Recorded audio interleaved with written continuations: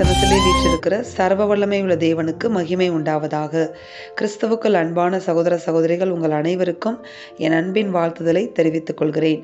இந்த நாளுக்கான கர்த்தருடைய வார்த்தை சங்கீதம் 52 8வது வசனம். நானோ தேவனுடைய ஆலயத்தில் பச்சையான ஒலிவு மரத்தைப் போல் இருக்கிறேன். தேவனுடைய கிருபையை என்றென்றைக்கும் நம்பி இருக்கிறேன். ஆமேன்.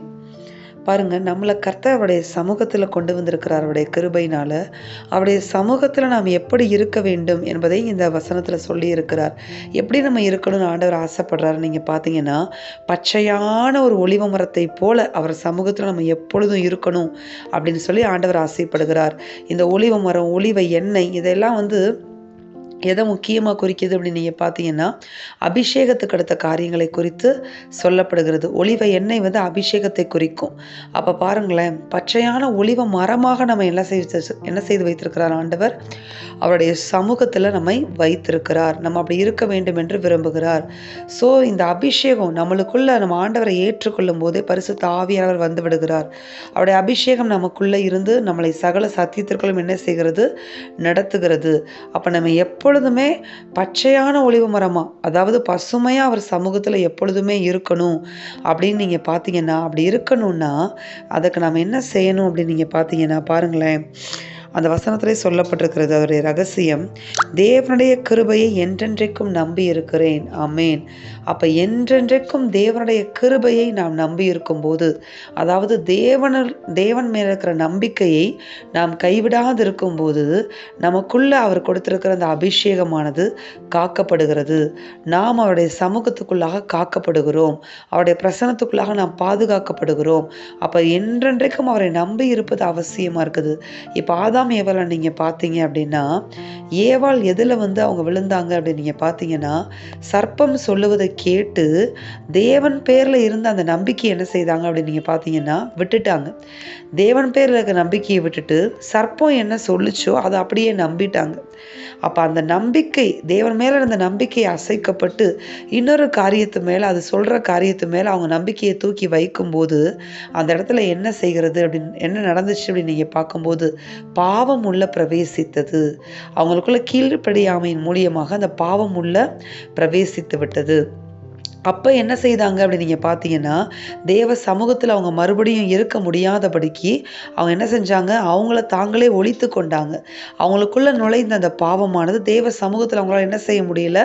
தொடர்ந்து இருக்க முடியலை. அவங்க தன்னைத்தானே தேவ சமூகத்தை விட்டு விலக்கி தன்னை ஒழித்து கொண்டாங்க. இந்த மாதிரி ஒரு நிலை நமக்கு ஏற்பட்டு விடக்கூடாது அப்படிங்கிறதுக்காக தான் ஆண்டவர் சொல்லுகிறார், அவரை மாத்திரம் நம்பி இருக்கிற வாழ்க்கை, அவரை மாத்திரம் சார்ந்திருக்கிற வாழ்க்கையை நம்ம ஒரு நாள் என்ன செய்து விடக்கூடாது? விட்டுவிடவே கூடாது. ஒரு நாளும் நம்மளுக்கு தேவன் கொடுத்திருக்கிற ஆசீர்வாதங்களை, வேலையா இருக்கட்டும், பிஸ்னஸாக இருக்கட்டும், உறவுகளாக இருக்கட்டும், அவங்களை சார்ந்து கொண்டு அவர்கள் பேச்சை கேட்டு, அவங்க பேச்சை கேட்கக்கூடாது, சார்ந்திருக்கக்கூடாதுன்னு ஆண்டவர் சொல்லலை. தேவனுக்கு மேலே அதை தூக்கி நீங்கள் வைக்கும்போது, தேவனை நீங்கள் நம்புறதை விட்டுட்டு தேவன் உங்களுக்கு கொடுத்துருக்கிற உறவுகளை நம்ப ஆரம்பிச்சிருவீங்க. அடுத்து தேவன் உங்களுக்கு கொடுத்துருக்கிற ஆசீர்வாதங்களை நம்ப ஆரம்பிச்சிருவீங்க, பிஸ்னஸை நம்ப ஆரம்பிச்சிருவீங்க, வேலையை நம்ப ஆரம்பிச்சிருவீங்க. இப்படி நம்பிக்கை அப்படியே மாறும்போது என்ன செய்கிறது அப்படின்னு நீங்கள் பார்த்தீங்கன்னா, டிஸ்ஓபீடியன்ஸ் தானாக உள்ள வரும். அந்த பாவம் உள்ள நுழைஞ்ச உடனே ஆட்டோமேட்டிக்காக நாம் ஆண்டவருடைய சமூகத்தை விட்டு கொஞ்சம் கொஞ்சமாக விலக்கப்பட்டு விடுவோம்.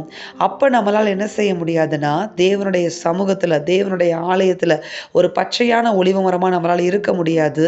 ஏன்னா நம்மளுக்குள்ள இப்படிப்பட்ட ஒரு கரப்ஷன் வந்துடுறதுனால நம்மளால் தேவ சமூகத்தில் இப்படி சொல்லப்பட்டிருக்கிறதுபடி பச்சையான ஒலிவ மரமாக, அதாவது அவருடைய அபிஷேகம் நமக்குள்ள காக்கப்பட விடாமல் போய்விடுகிறது.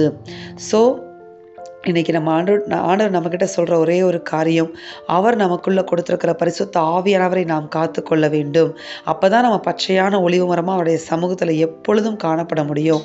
அப்போ பரிசுத்த ஆவியானவரை நாம் காத்து கொள்ள வேண்டுமானால் தேவன் பேரில் நம்முடைய முழு நம்பிக்கையும் இருக்க வேண்டும் என்று ஆண்டவர் சொல்லுகிறார். நம்முடைய வாழ்க்கையோட எல்லா ஏரியாஸ்லையும், எல்லா காரியங்களையும் தேவனோடு தொடர்பு படுத்துங்க. அதில் சுயத்தில் செயல்படாதீங்க. மனிதர்களை, அவங்க கூட இருக்கிற உறவுகளை முன்வைத்து செயல்பட்டு விடாதீங்க. விடாதீங்க. அல்லது உங்கள் ஆஃபீஸில் உங்கள் பிஸ்னஸை முன்வைத்து செயல்பட்டு விடாதீங்க.